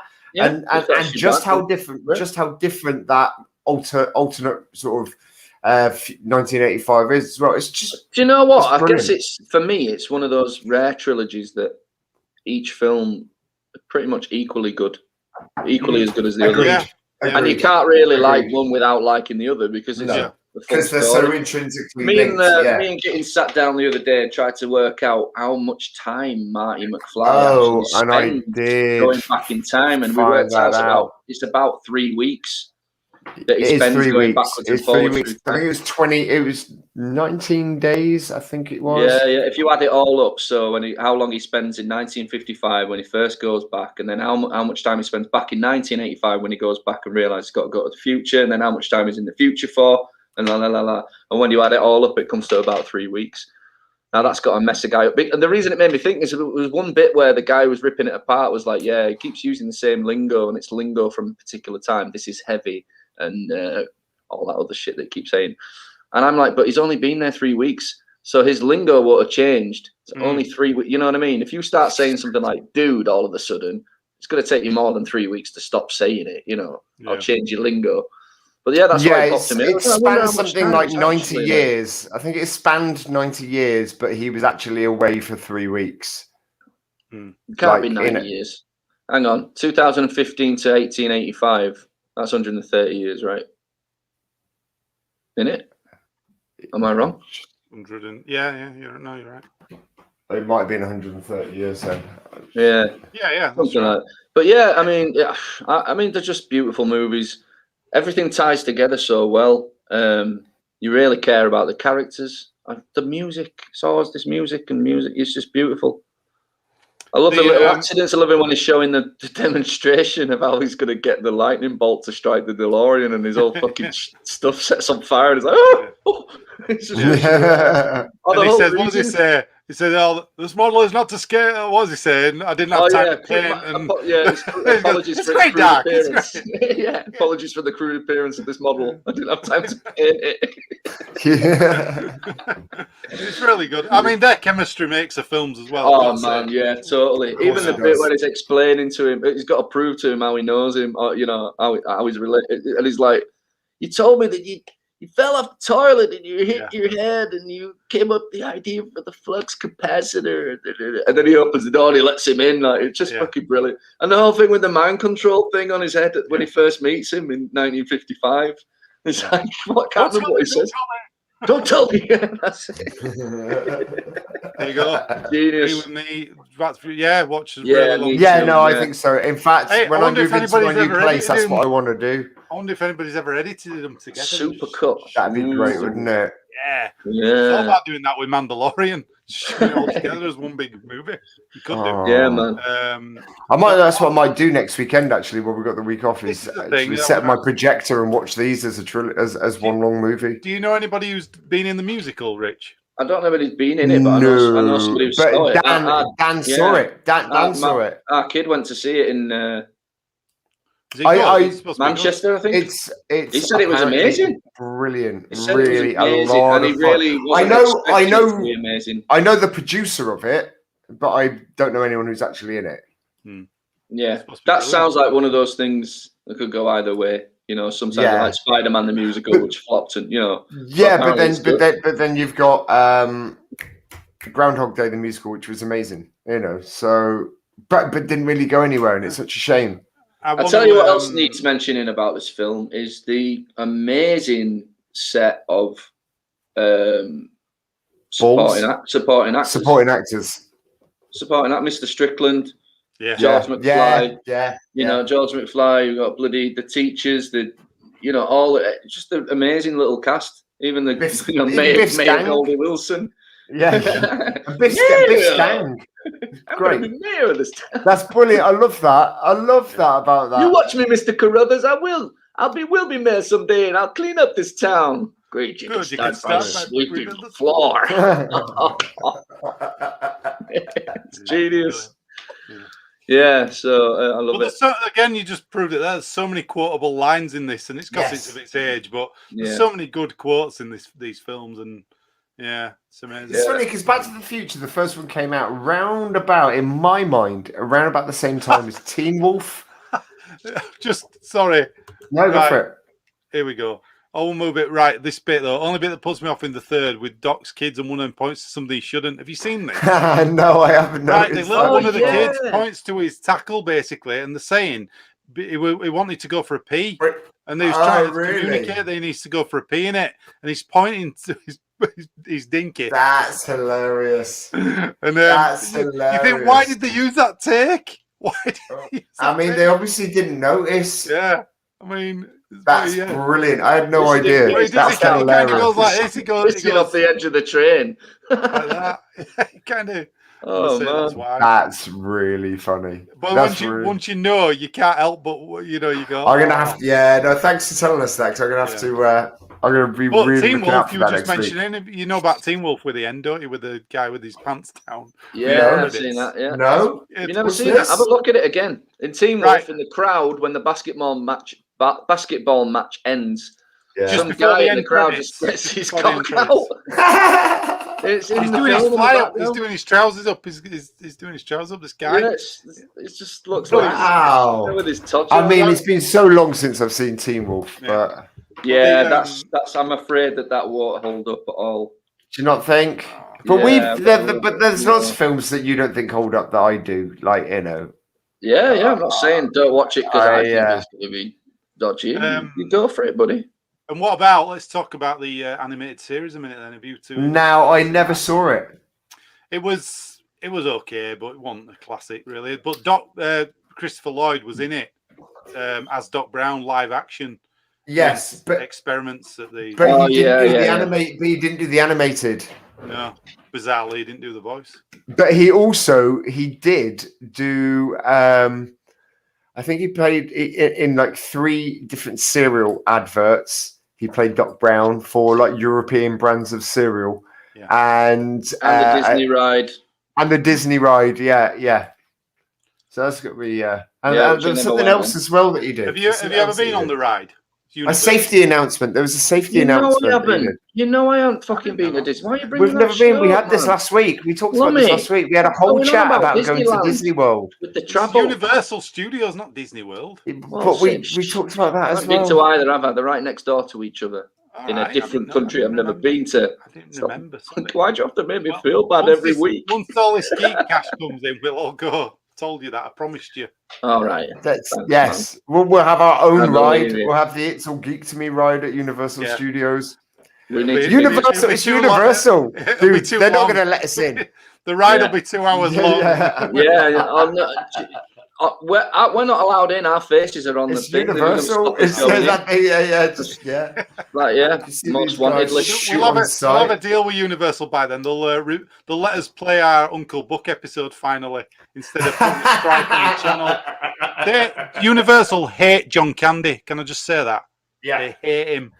Yeah. They put a strike on our channel because of Uncle Buck. So they must all we wanted to do was bring more viewers. To your movie. To a loved film. Your movie, you fuckers. Give big love to our film. You know what I mean? Honestly. Well, John Candy went in Back to the Future, unfortunately. But that's the only missing thing. Did you know that Back to the Future, the script had been refused 40 times by several different studios? The producer of Back to the Future thought that the name Back to the Future was so ridiculous, he insisted they changed it to Spacemen from Pluto. And Spielberg turned around and sent him a letter back going, that's a really funny suggestion. Well done. That's hilarious. Knowing full well that the guy would be too embarrassed to go, no, that was my serious suggestion. It's like, there is a reason for it, though, isn't there? There is a reason for it, because that's one of the books that George McFly is reading or has written. Which one? It's a comic book he's reading. They originally wanted, instead of it being a DeLorean, they originally wanted it to be a refrigerator. But they were worried that it was going to cause kids to start playing in refrigerators, which is where they got the Indiana Jones. Yeah. Originally, it were an atomic test site that sent him back to the future. Yeah. God, I love George McFly. Can I just say I love George McFly for being bigged up by Marty McFly and having the balls to punch. I just love that bit. Hey, you get your damn hands up her. I love it. It's fucking brilliant, and I love the whole I can't help but think this geek is just like totally lost in what Marty McFly is up to. And see, after that punch, I always thought he's going to turn into a bit of a prick now. Well, he's going to turn into a bit of a prick now. It's one of these geeks. It's just kind of like realize got a bit of a power. Like, one of those geeks who got really, really downtrodden upon a school, not at all cool, but then lands some money. And then you've seen them, they're all on below deck. Below deck, pushing all the stuff around. Frustrated geek. No, George McFly, what was I going to say? So George McFly lands punch on Biff and knocks him out, takes Lorraine at the dance, and then some ginger kid comes up to him and is like, it's my turn now. And he grabs her and starts dancing with her.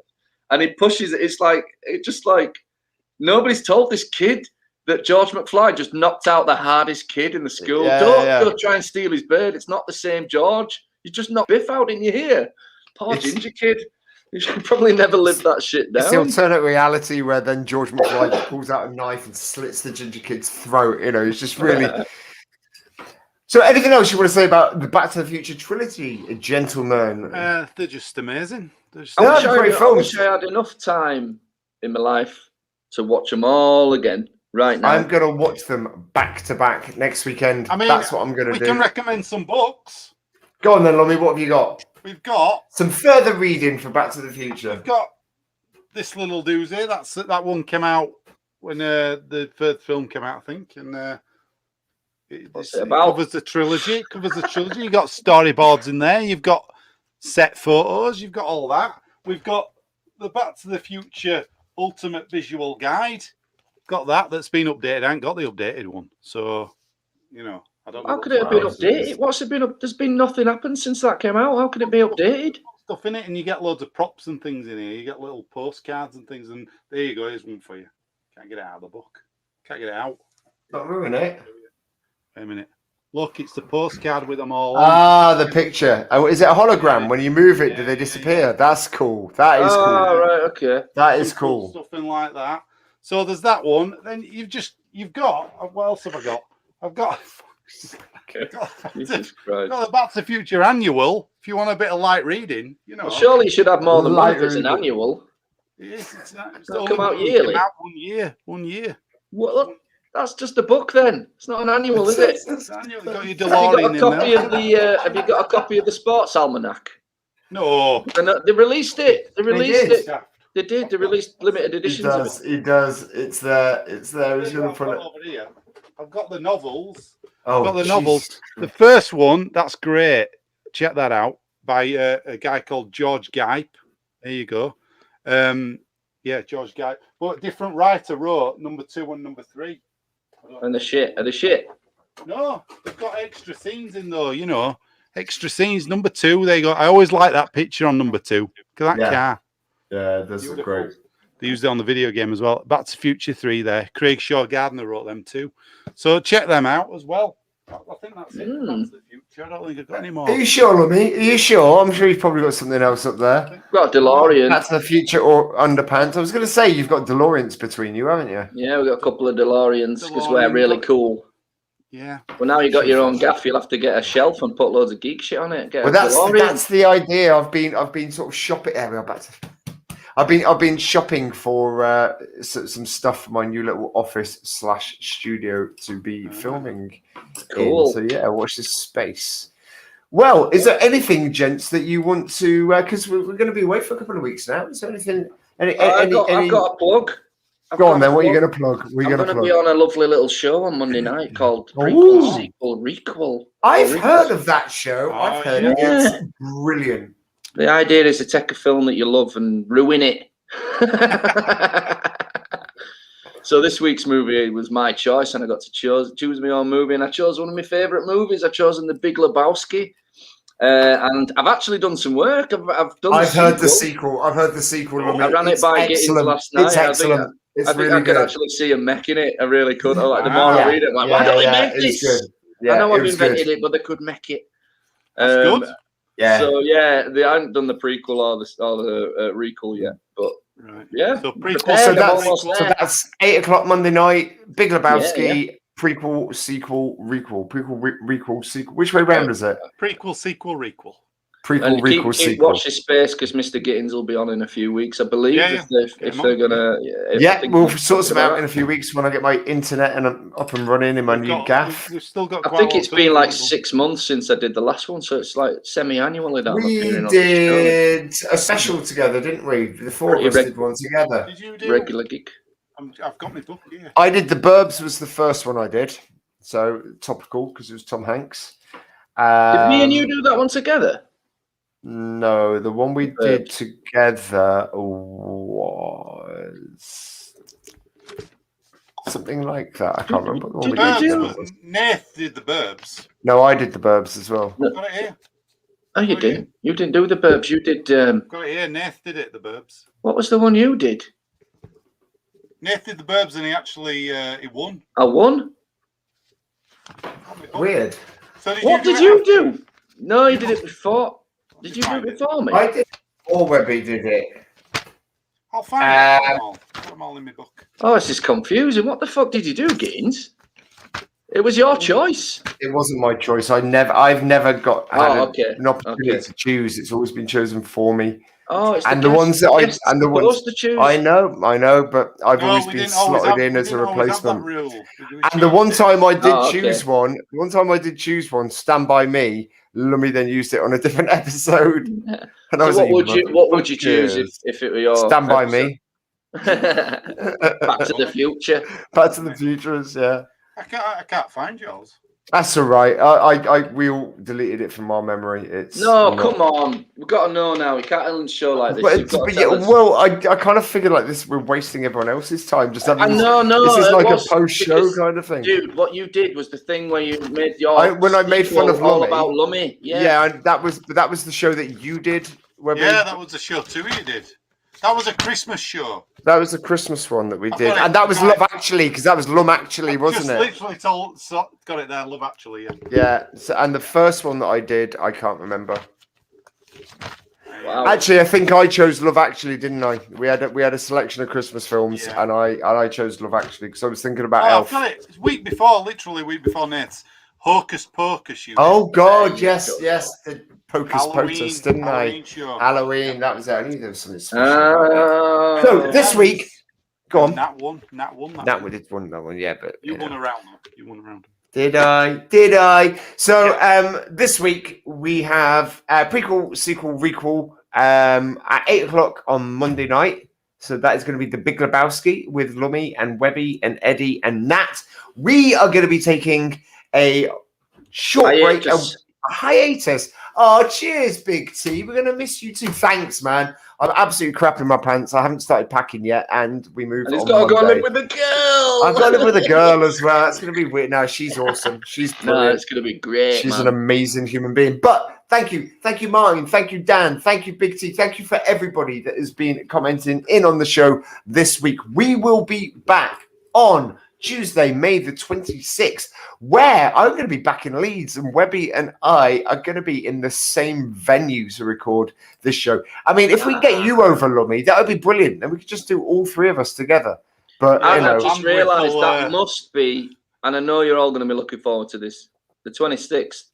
It's got to be the Peter Rabbit special. It's got to be, because it's comes out on the 17th, and we've made a pact that we're all going to go see it and film ourselves. So maybe we should do the 26th. Should be our Peter Rabbit special. The one you've all been waiting for, guys. Maybe Webby and I should be in the cinema watching Peter Rabbit and doing the show from it that night. Well, I'm going to take Robin. And Lummy can be like, "What's it like?" Like, shut up! We're watching the film, Lummy. Live stream it. Sure, we won't get in trouble. Oh man, it's not Universal. Is that Universal? It's not Universal, is it? Well, in which case, ladies and gentlemen, Lummy, have you got anything you want to plug this week? Just my radio show Tuesday night on Box Office Radio, 8:00. What's the score? I might be doing a John Candy special this week. I'm not sure yet, but it'll be music from the films of John Candy, so it'll have a lot of different stuff in there. John Candy stuff in there. I've gone through the archives. I've had to find some real rare obscure tracks. I've got some good stuff. Nice. That sounds fantastic. How did you get into the John? I want to know how you got in the John Candy archives. Broke in. Who let you in? Broke in. His daughter and son are on Instagram, you know. Oh, are they really? Nice people, yeah. Well, ladies and gents, thank you so much for watching the show this week. We'll be back on the 26th of May, Tuesday, the 26th of May, new day, same time. But for now, for me, for Lummy, for Webby, this has been It's All Geek to Me. And our little mascot, Dexter, as well. Here he is. Oh, Dexter. Bless you. You've got headphones on, you dickhead. Right, Dexter. See you later, guys. Bye.